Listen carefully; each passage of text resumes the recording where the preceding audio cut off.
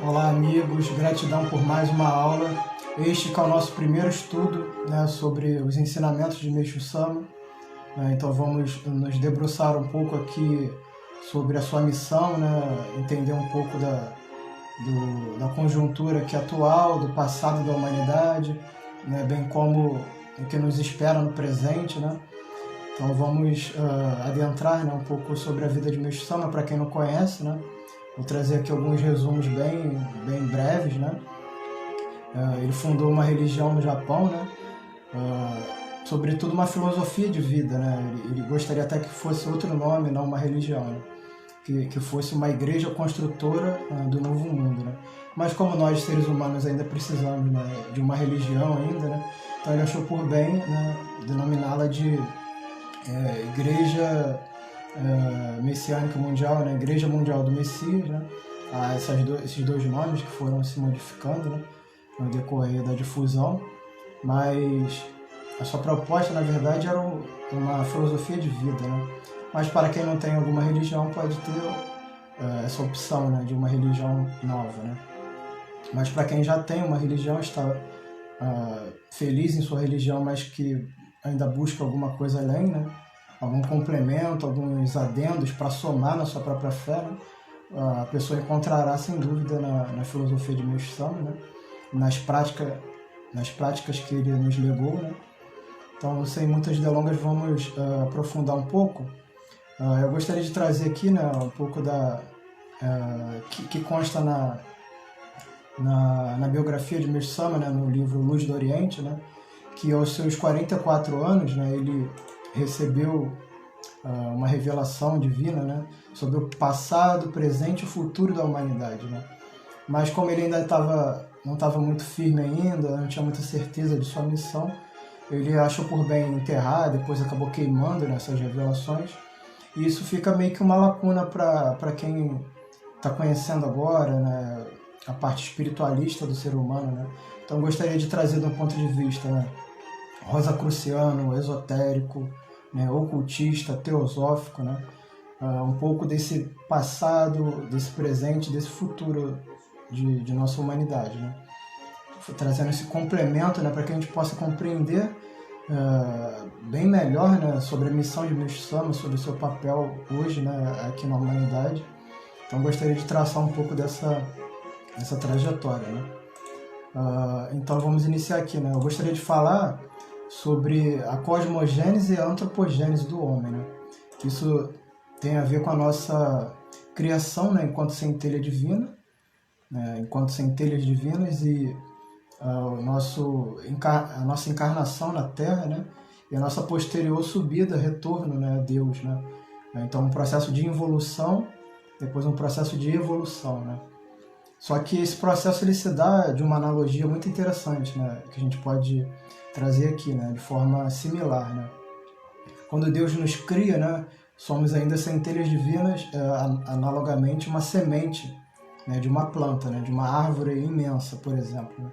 Só que essa semente ela ainda não é uma árvore, ela precisa ainda o quê? Ser enterrada, vivenciar ali a escuridão, o frio, a densidade, a umidade da terra, não receber sol no primeiro momento, para que aí, então ela possa germinar, e aí, a depender das condições dessa semente sendo regada, tendo o alimento certo, o clima correto, ela vai se desenvolver até atingir o status de um carvalho, de uma árvore esplendorosa.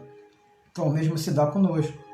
Nós precisamos, enquanto centelhas divinas, adentrar em mundos de crescentes densidades, para que a gente possa um dia germinar, enquanto centelhas divinas, também através da nossa individualidade, porque quando somos criados, enquanto centelhas, todos somos iguais, simples e ignorantes, todos somos um, então não há essa individualização entre o que eu sou, o que o outro é, todos são iguais, de potências iguais, então precisamos desenvolver essas faculdades latentes, transmutando-as em poderes ativos, dinâmicos. Então esse processo vai se dando ao longo de muitos anos. Então aqui a gente vai fazer um breve resumo, bem sintético mesmo, sobre esse processo evolutivo do ser humano, né?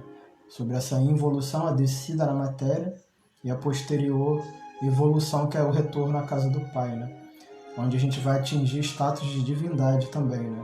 Seremos deuses como o Deus que nos criou o é, né?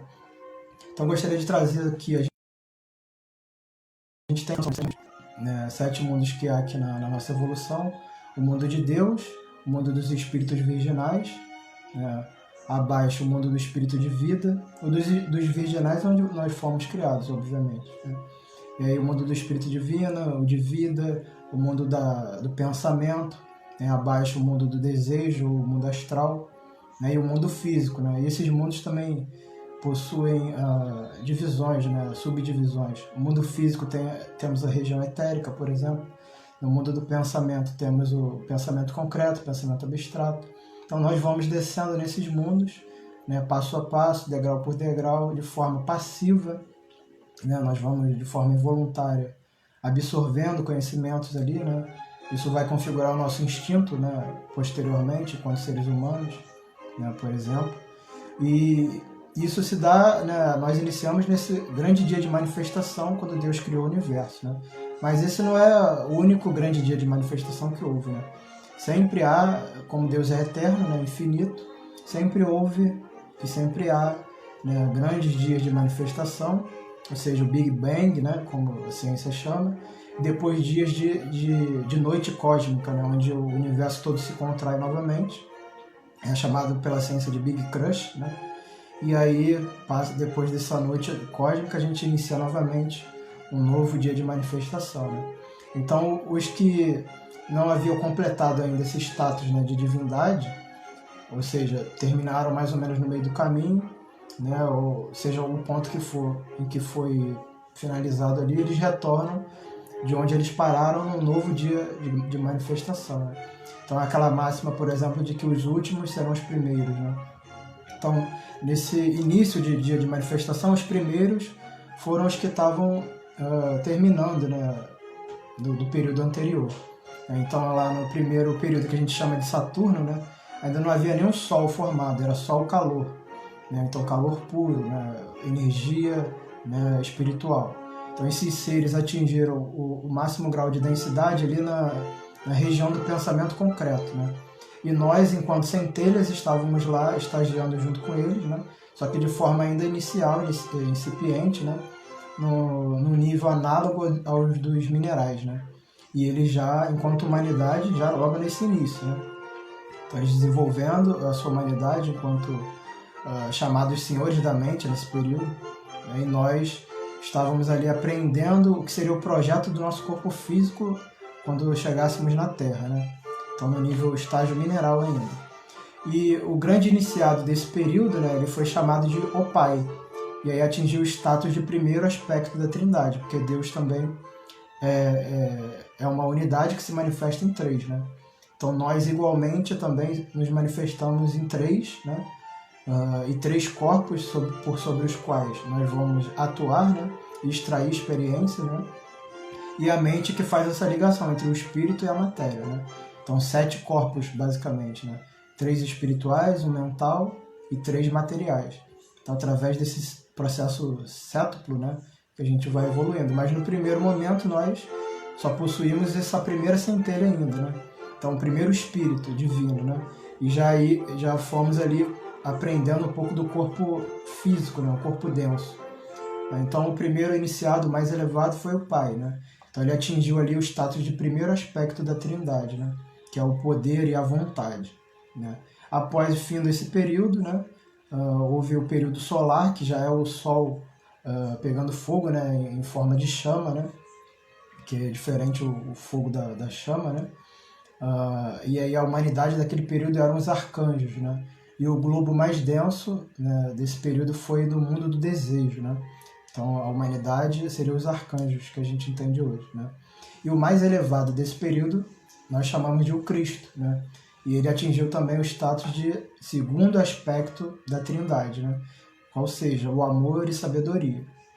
E aí, dando prosseguimento, aí já no período chamado lunar, né, onde já começou um pouco de formação dos planetas, né, com a formação do nosso sistema solar, em torno desse Sol central, né, cujo, então, esse Cristo, né, esse ser que atingiu esse status, né, o próprio Sol seria o seu corpo, né, a própria chama do Sol, né, para a gente ter uma ideia da envergadura desse ser, né. E seguindo então no próximo período lunar, né, chamado, tem a ver com os anjos, que seria a humanidade desse período, e o globo mais denso foi na região etérica, né? E o ser mais elevado desse período é chamado de Espírito Santo, ou Jeová, né? E aí, após esse período, sucedeu-se o nosso atual período terrestre, né? Então, lá no primeiro período de Saturno, nós estávamos desenvolvendo o corpo físico, né, em projeto ainda, e o espírito divino, né? Então, um espírito e um corpo. No período solar, nós, num estado análogo ao dos vegetais, produzimos mais um aspecto do espírito, né, de vida, e o corpo etérico, né?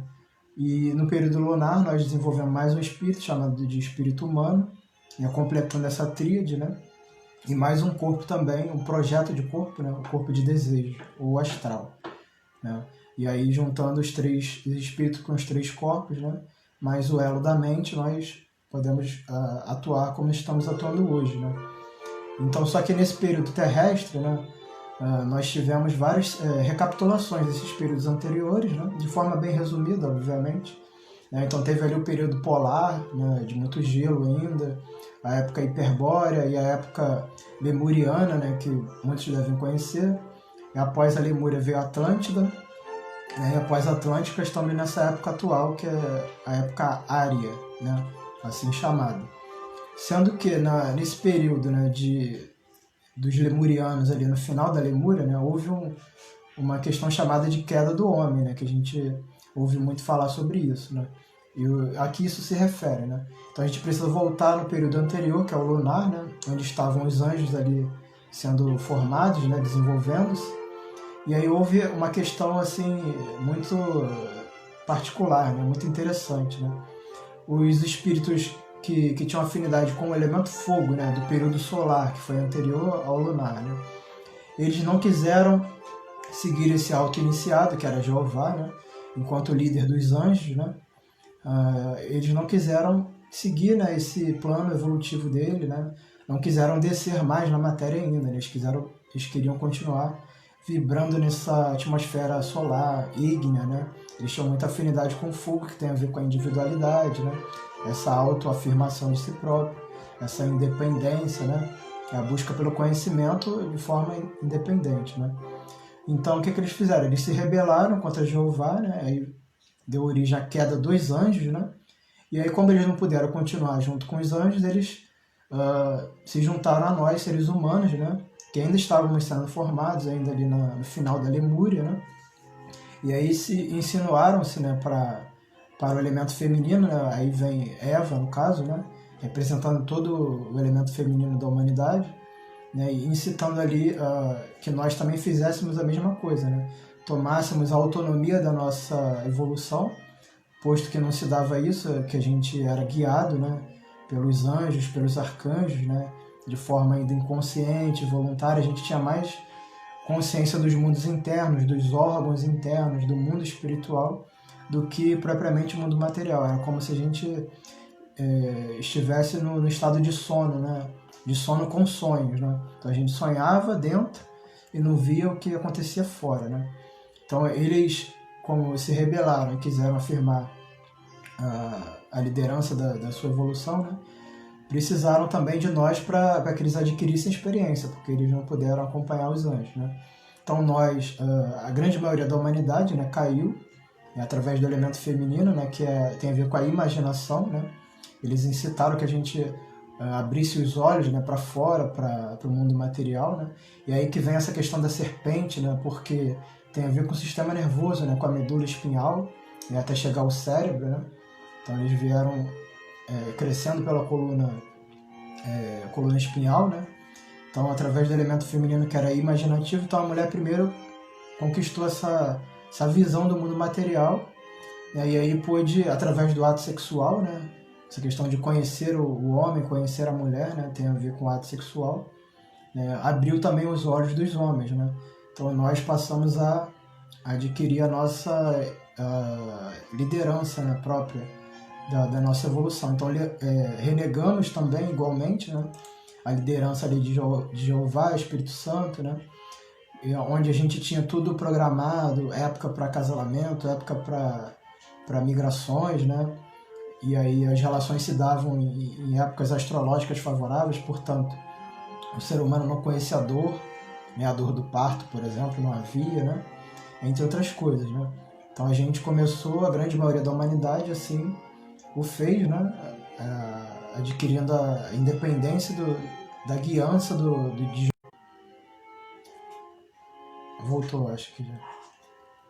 Então é interessante a gente conseguir compreender esse conceito, né, porque vai fazer mais sentido mais para frente, né.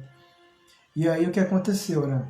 Após a queda do homem, a humanidade ficou nessa de tentar ser independente, ao mesmo tempo o Espírito Santo de Jeová tentando nos ajudar, né, de fora, né, através ali de... Aí eles foram fazendo planos, né, porque esse processo de humanidade, ele não se dá de golpe, né, há todo um processo ali de... Quando a gente sai de uma grande unidade, né, a gente vai se separando aos poucos, né.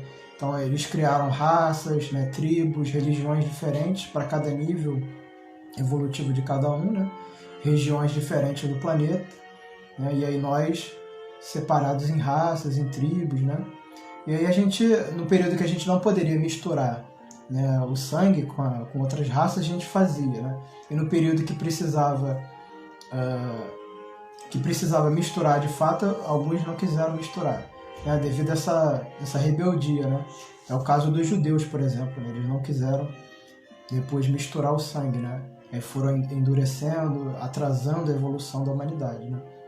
Por isso que Jesus precisou vir exatamente nesse povo judeu, né. E é interessante a gente entender, né, que a humanidade teve essa divisão de filhos do fogo e filhos da água, né. Já os filhos da água, eles tinham essa obediência, né, guardavam os mandamentos lá, as leis, né, e tinham essa afinidade já com Jeová e com os anjos, né, ao passo que os filhos do fogo, né, que têm afinidade com os espíritos lucíferos, eles eram independentes, buscavam autoafirmação, né, conhecer o mundo material e dominar a natureza, né. É interessante, isso vem desde daquele mito de Caim e Abel, né, onde Caim, por ser filho do fogo, Jeová não aceitava ali as suas oferendas, ele por ciúme de seu irmão, né, acabou matando, né, mas aí Eva também depois teve um outro filho, né, que deu continuidade a essa linhagem da água, né. Então houve essa divisão na humanidade também, né. E aí essas raças e leis, né, Jeová também, enquanto legislador, né, trazia os mandamentos, né, e Moisés também, como o grande representante ali daquele período, né, trouxe os 10 mandamentos, né, e outras leis também civis, né, a fim de tentar educar a humanidade que ainda estava muito inicialmente infantilizada, né, e muito animalizada também, né. Então precisavam ter muitas leis rígidas mesmo, né, para tentar conter esses arroubos, né, do corpo de desejos, né. E quando a humanidade também, na época Atlântida, né, conquistou a mente, ficou pior ainda porque a mente se uniu ao corpo de desejos, né, e deu origem à astúcia, né, que a gente usar o raciocínio, né, o intelecto para conquistar tudo que a gente quer egoisticamente, né. Então isso se deu também por esse fato da queda precipitada, né, porque nós iríamos atingir esse estado de independência um dia, né, mas não naquele período que estava muito cedo, né. Então isso foi um fator complicador, né. Então a humanidade, né, como havia leis, né, espirituais, havia pecados, né. A humanidade também precisava conquistar o mundo material, né, para adquirir essa individualidade, né, através de uma raça única agora, universal, né, sem essa distinção mais de raças, né, de credos.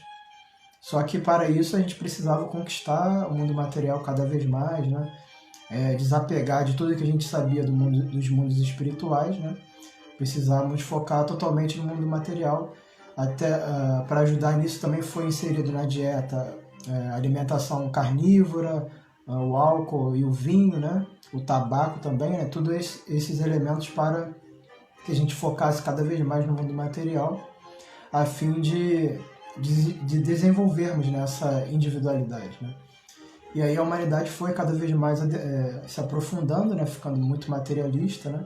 A própria relação deles com Deus, né? Era de modo totalmente materialista, né? Era uma coisa de barganha, né? Fazia sacrifícios em troca de benefícios, né? Então, quando eles iam mal nas guerras, na colheita, né? Era sinal de que Deus não estava gostando deles, e aí eles tinham que fazer sacrifícios, né? Então, essa relação muito infantil ainda com Deus, né? E como havia muitas leis, a humanidade era muito animalizada ainda, havia muito pecado, né? Então, ficava sempre essa lei de causa e efeito, né? Praticando pecados e sofrimentos, pecados e sofrimentos. E eles acabavam pecando muito mais do que poderiam pagar, né? Então a humanidade estava num ponto assim de extinção, né? Já de tão cristalização que a gente desenvolveu, né? De tanto apego material, né? Então precisou de uma intervenção, né? Externa. Foi aí então que o Cristo, né? Que é esse auto-elevado do período solar, né? O líder e o chefe dos arcanjos e tal, ele precisou vir, para nos ajudar, né, nesse processo evolutivo, né? Então ele precisou até vir antes do tempo programado, né? Por causa dessa interferência da queda do homem, por exemplo, né? Que atrapalhou os planos, né? Então ele precisou vir até antes do tempo, né? E aí, como comentei, né? Havia os filhos do fogo e os filhos da água, né? Então Jesus, né? A gente vai fazer entender agora a diferença entre Cristo, né? Que é esse ser de segundo aspecto da Trindade, né, muito elevado, e Jesus, que era um ser humano da nossa onda de vida já, né? Mas ele era um filho da água, né? Então toda a sua família, toda a sua linhagem, né, guardava ali estreita relação com os mandamentos, com Jeová, né? Era uma família de muita pureza, né, espiritual, bem como a sua mãe e seu pai, né? Por isso que é chamada Virgem Maria, por exemplo, né? Porque isso do nosso ponto de vista esotérico, né, místico, né, onde seus pais puderam fazer o ato, né, gerador ali, sem nenhum desejo, sem nenhuma paixão, né, tão somente como um sacramento, né, como um ato religioso. Por isso puderam gerar um ser, né, um corpo físico, um corpo etérico, imaculado, por assim dizer, né, livre de pecados, né, muito apropriado para que esse ser, né, Cristo, né, pudesse se apossar desses corpos, né, e veículos a fim de desenvolver a sua missão, né? Então foi assim que se deu mais ou menos essa, de forma bem resumida, né, essa missão do Cristo, né? Então, ao Jesus, quando completou, né, os seus 30 anos, ele foi sendo preparado desde criança, né, para essa missão, e aí o Cristo pôde tomar posse de seus veículos nesse período, né, e aí executar o seu trabalho, a sua missão, né, que no primeiro momento foi externa, né, através da pregação ali da lei do amor, que já se sobrepunha às leis dos 10 mandamentos, por exemplo, né? Porque ele já veio trazer, né, uma doutrina de perdão dos pecados, né? Uma doutrina do amor, um Deus amoroso, um Deus que perdoa, né? Onde não seria mais aquela lei de olho por olho, dente por dente, né? E sim você perdoar os seus inimigos, né? Você perdoar o próximo para que Deus te perdoe também, né? E, por exemplo, quando ele expediu aquela frase de dar a outra face, né? Aí ele traz um convite aqui para um sacrifício, né? Não mais externo, né? Sacrifício de bens, de gado, e sim o sacrifício do nosso próprio orgulho, do nosso egoísmo, né? Quando a pessoa lhe fere numa face, você oferecer a outra face, não se tornar um capacho de ficar apanhando das pessoas, né? Mas no sentido de não revidar e oferecer a face do perdão, né? Que isso é sacrificar o seu orgulho e o seu egoísmo, né? Porque fácil é a gente retribuir, né, a ofensa, retribuir a violência, né? Difícil é você se conter, né, transcendendo esse aspecto animal, né? Então, por exemplo, os convites que ele veio trazendo, né? Então, uma lei do amor, de amar ao próximo como a si mesmo e Deus sobre todas as coisas, né? E um prelúdio também de uma vida futura que o povo judeu não tinha, né? Ele veio trazer que o reino dele não era deste mundo, por exemplo, que existia um mundo espiritual futuro que as pessoas iriam, né? Então elas podiam já agora começar a praticar esse amor mais altruísta, né? Mas, obviamente que ele veio como uma ovelha entre lobos, né? A humanidade extremamente ainda animalizada, egoísta, né? Ele já sabia que não seria ouvido por quase ninguém, né? Por pouquíssimos, né? que foram os seus discípulos, por exemplo, né? Então esse foi um trabalho aqui externo, né? Um trabalho exterior de trazer também novos conceitos, né? Que o amor já seria o cumprimento da lei, né? Então ele não veio negar as leis, mas trazer que o amor é o cumprimento da lei, né?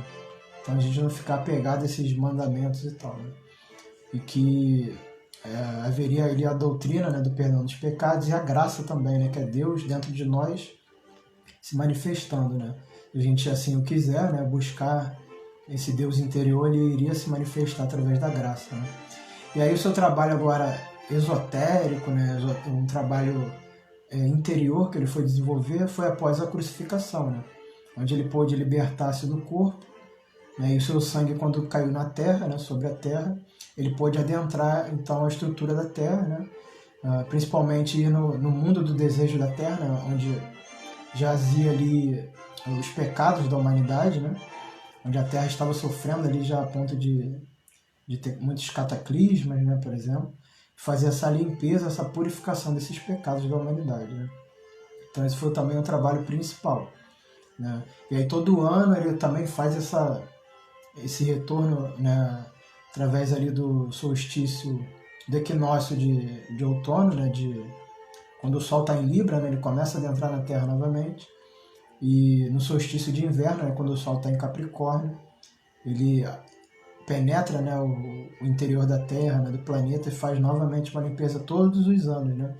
Porque nós ainda continuamos a pecar bastante, né, a não desenvolver esse amor, né, altruísta, porque nós estávamos ainda infantis, né, nesse processo evolutivo, né? Então cada vez mais vai se tornando mais fácil, mas é um trabalho lento, gradual, né? Então todos os anos ele faz, o Cristo cósmico, né, faz esse retorno aqui para nosso planeta, né? E aí no equinócio de primavera, né, o Sol em Áries, ele se liberta da Terra novamente e retorna no solstício de verão, né, quando o Sol está em Câncer, né, retorna para a casa do Pai, para novamente, no outro ano, voltar novamente, né? Então fica esse processo anual, né? Então esse foi o trabalho principal, de adentrar a Terra, né, o mundo do desejo, e começar a se utilizar, né, as substâncias de desejo, né, ter impulsos espirituais cada vez mais elevados, né, para que a humanidade conseguisse se desenvolver, né, sair desse estado de embrutecimento, né, de materialismo, de egoísmo, né. Só que é um trabalho muito lento e gradual, né. Então ele continua até hoje fazendo. E aí Jesus foi liberto também da sua missão, né? Liberto, obviamente, também desse processo de encarnação já, né? Já foi se desenvolvendo nos mundos internos, né? E aí o convite também, né, que Jesus trouxe era a unificação das raças, né? Que é aquela questão de você abandonar pai e mãe, né? Então a gente está próximo desse juízo final, né? Por isso que tem a ver com o tema de hoje de Meixo Sama, né? Com o juízo final, que é a última raça que será gestada, né? Provavelmente aqui no Brasil mesmo, né? Onde ocorreu o máximo de miscigenação, né? Aqui no Brasil. Max Renda, no conceito, fala, né, que há 16 raças, né? Nesse processo nosso de involução, né? De individualização. E é por isso que, por exemplo, no solo sagrado aqui do Brasil há ali 16 colunas, né, no templo. Eu intuí que isso se diz respeito a essas 16 raças, né, por onde pudemos passar, né, a fim de desenvolver a nossa raça universal agora, né, a última raça universal, né, sem mais distinções de credos, né, de raças. Então isso tem muito a ver com o trabalho de Meixo Sama, né, porque esse processo de juízo final, né, é onde vai ocorrer a seleção, né, a separação do joio e do trigo, quem está pronto para prosseguir nessa nova terra, né? Que vai começar um processo agora de espiritualização, né, da terra. A terra vai se tornando cada vez mais etérea, né? A fim de que a gente atinja, daqui a muitos anos, né, a região etérica propriamente. Mas com isso a gente já vai fazendo, né, o próprio paraíso aqui na terra, né, a fim de nos espiritualizarmos, né? Espiritualizando os nossos corpos, né? Através das práticas, enfim, né? E após esse processo construir o paraíso terrestre. E a seleção, Deus vai fazendo, né? Quem pode continuar, né, nesse processo ou não, né? Ou vai só continuar numa próxima oportunidade daqui a muitos anos, né? Então vai ocorrer essa separação. Aí eu gostaria de trazer, né, aqui um pouco também da biografia de Meixo Sama, né, que ele nasceu, por exemplo, né, nesse solstício de inverno, onde o Sol, esse ser crístico, está adentrando a Terra, né, no seu máximo de profundidade ali. Ele nasceu exatamente um dia após o solstício de inverno, né, porque ele tem essa missão, né, teve essa missão de trazer a luz dessa nova era, né, dessa nova era de Aquário, por exemplo, que nós vamos adentrar, né. Então, e aí vocês podem também perceber, né, eu falei que Jesus era um filho da água, né, Meixo Sama, vocês acham que é um filho de qual? Do fogo ou da água, né? Ele que era artista, né, mestre das artes dos ofícios, né, empresário, né, obviamente se a gente analisar a biografia dele, né, e as vidas passadas também, nós vamos ver que ele era eminentemente um filho do fogo, né, ele tinha muita afinidade com o fogo, né, com essa questão do empreendedorismo, né, da individualização, né, de buscar os conhecimentos até os 44 anos, né, até os 38 anos ele era ateu, né, não tinha ingressado ainda em nenhuma religião, não acreditava, né. Então, após muitas purificações, né, através de muitas provas e expiações, né, ele foi despertando, né, para esse chamado, né, porque ele vinha trabalhando isso em outras vidas, né, essa busca espiritual, essa lapidação, né, esse aprimoramento interior, né, e ele foi escolhido por Deus para ser um grande guia da humanidade, né, mostrando que todos poderiam fazer o que ele fez, né, como Jesus também disse, todos poderiam fazer o que ele fez e fariam coisas ainda maiores, né. Então, o Meixo Sama, enquanto representante de toda a humanidade, né, nos mostrando que nós também podemos realizar essa missão, né? Basta querermos, né? Se não nessa vida atual, né? Quiçá na próxima vida, na seguinte, né? Mas nós precisamos começar em algum momento, né? Então a proposta é essa, mas também há essa questão do juízo final, onde o cerco está se fechando, né? As oportunidades estão diminuindo, né? Então não temos mais muitas oportunidades assim, né? Então, o ideal é que a gente comece a buscar o quanto antes esse trabalho, né, de espiritualização, de altruísmo, né, que é a grande mensagem de Meixo Sama, né, e a sua própria vida como exemplo, né. E aí, então, como eu comentei, ele aos 38 anos, né, ingressou na espiritualidade, né, aos 42 foi buscando mais ainda, aprofundando-se, e com 44 anos ele teve essa revelação que eu comentei, né, do passado, do presente, do futuro da humanidade, né? Basicamente esses ensinamentos que eu trouxe, né? E aí em 31, né, aos seus 49 anos, ele teve a revelação, né, de que iria iniciar, né, a transição da noite para o dia, ou seja, né, o elemento fogo, esse ser crístico, né, junto com o Pai, iriam aumentar cada vez mais a vibração da Terra, né, e do Sol, consequentemente aumentando a nossa espiritualização, né, a nossa espiritualização da matéria mesmo, né, essa purificação, esse aumento de vibração, né, do planeta e dos nossos corpos propriamente, né. Então cada vez mais a gente precisa estar se espiritualizando, né, se tornando mais altruístas, né, bem como também tudo que a gente se alimenta, né, nossa dieta, o cuidado com o corpo, né, cada vez mais isso vai ser, nos será cobrado, né. Então, com 52 anos, né, ele teve a revelação, né, também com 53, né, ele teve a missão de construir a igreja, né, mundial do Messias, né, em 1935, com 53 anos, ele fundou a igreja, né, trazendo já várias práticas que a gente não vai se aprofundar hoje, só na próxima aula, né, trazendo suas práticas, seus ensinamentos, né, e com 68 anos, né, em 1950, ele expediu que havia se tornado uno com Deus, né, havia adquirido a unidade Deus-Homem, né. Então ele, a partir do estado inicial que ele teve, né, de suprema iluminação espiritual, né, teve revelações, mas ele não parou por aí, ele foi continuando, né, nas práticas, na sua espiritualização, e atingiu esse status ali de união com Deus, né? Basicamente, o grande iniciado da nossa humanidade, né? Atingiu o máximo de que um ser humano poderia atingir, né? Mas ele também se surpreendeu que anos depois, né, aos seus 72 anos, né, em 1954, ou seja, 4 anos depois, ele afirmou, né, expediu que havia nascido de novo na mesma vida, né? Algo interessante, né? E onde ocorreram ali fenômenos, por exemplo, de alteração da cor do cabelo, né, da parte de trás da nuca, linhas nas mãos, né, crescendo, a pele alterando-se, né, se tornando similar a de um recém-nascido, por exemplo, né?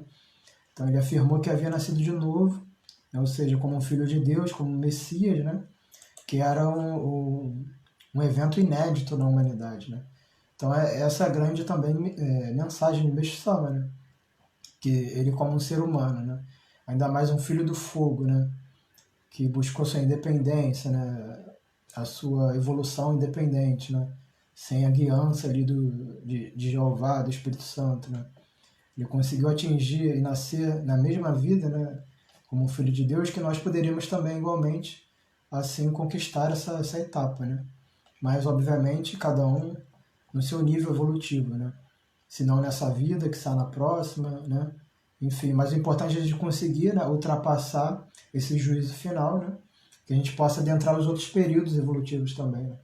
A gente pode já hoje, né, através da missão do Cristo, né, na época de Jesus, a partir daquele período a gente já podia fazer essa ascensão espiritual, né, de uma só vez, né? Através de um caminho de muita santidade, de muito trabalho, né? Mas essa evolução de ser humano até a divindade, né, ela pode se dar também de forma lenta e gradual, né, desde que a gente consiga acompanhar a evolução do planeta, né? Então o planeta está aumentando a vibração agora, né? Então a gente está se preparando para no próximo período atuarmos já na região etérica, né? Então, e depois da região etérica temos um outro período, né, onde a gente vai atuar mais na região do mundo do desejo, né? Similar aos arcanjos, por exemplo, né?